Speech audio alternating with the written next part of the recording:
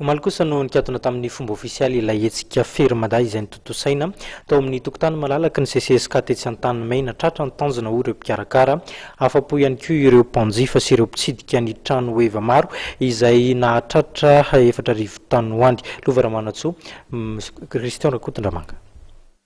Fombiazana tanteraka izay no azo amtinana ireo ho 10 andro isian'ilay hetsika ratokarena fermada izay nikatona omaly tetsy amin'ny SK Antanimaina.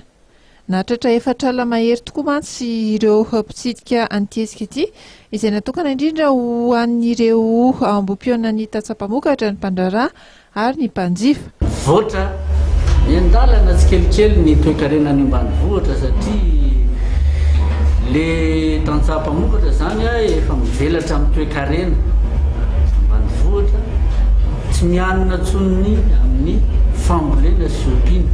Akoatra ny lena sy ompiana zany moa dia ny arena anaty rano, ny trondro, ny jolo, maro dia maro zany ny tantsaha zany mitondra ny vokatra avy any amin'ny faritra misy azy amin'ny lafiny io. Ao koa ny arena kibony tany, maro dia maro koa zany ireo manodina ny arena kibony tany mba ho haingon-trano sy firavaka sy ny karazany.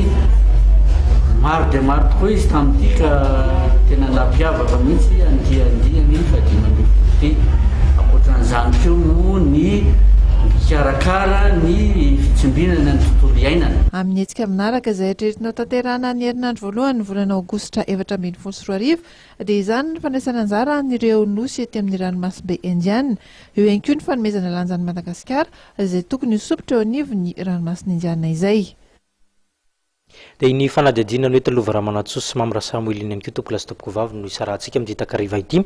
Ny fianianana izay nataon'ireo mpikambana ao anatin'ny CES vaovao izay nahatratra 12 no nisongadina nentina tao anao tamin'ny takariva ity sy teo ihany koa ny faneho-kevitra nentin'ny filohan'ny tetezamita manoloana izany rehetra izany.